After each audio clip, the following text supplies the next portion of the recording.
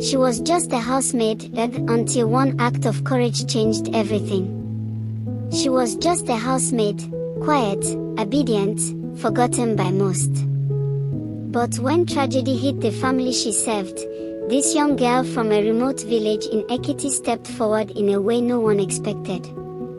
What she did changed her life forever, and earned her something more precious than a salary.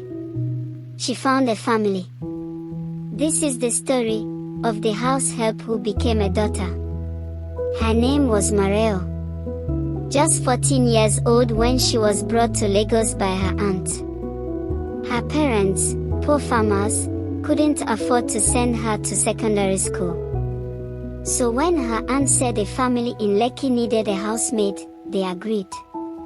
The Baligans were a wealthy family, Mr. Baligan, a banker, Mrs. Baligan, a boutique owner, and their 2 young children, David and Tolu. They promised to send Morayo to school part-time, but that promise faded. Morayo scrubbed floors, washed clothes, and woke up before dawn. She was paid just 5,000 Nigerian Nairas a month. Still, she never complained.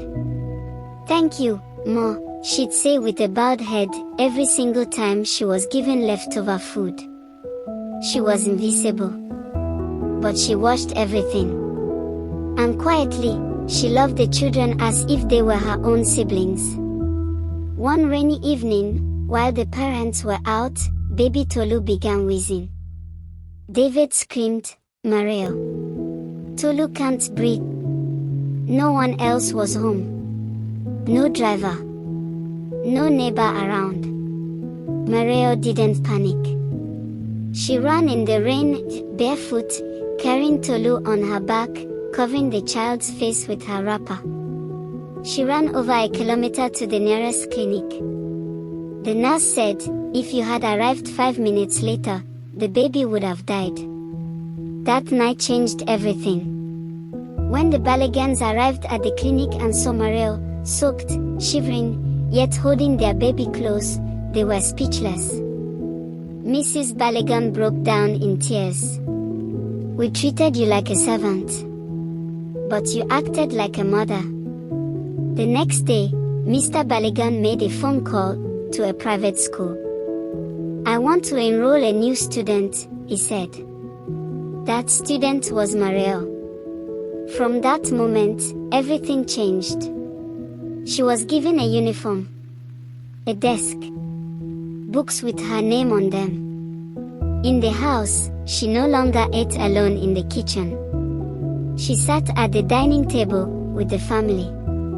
Mrs. Baligan began introducing her to guests as our daughter. Neighbors gossiped, of course. How can a maid become part of the family?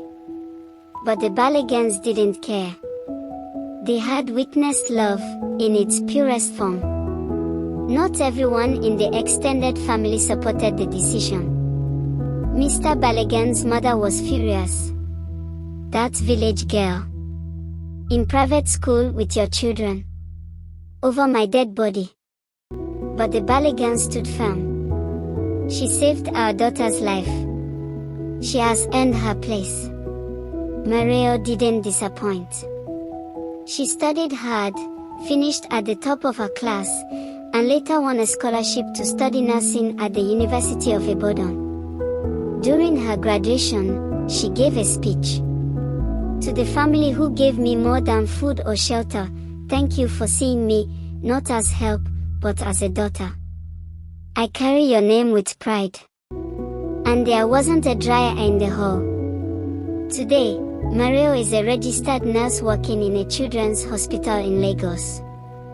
On her days off, she volunteers in rural Ekiti, where she was born, offering free health checks and mentoring young girls. Her story continues to inspire families, schools, and even government officials who now push for better treatment of domestic workers. And every year, on the anniversary of that stormy night, the Baligans celebrate what they call Morayo Day. A reminder that sometimes, family is not who you are born to, but who loves you enough to fight for you. If this story touched your heart, please subscribe to Hearthside Stories 25. We bring you real stories that inspire, uplift, and remind us of the goodness in humanity. Until next time, stay kind, stay hopeful, stay human.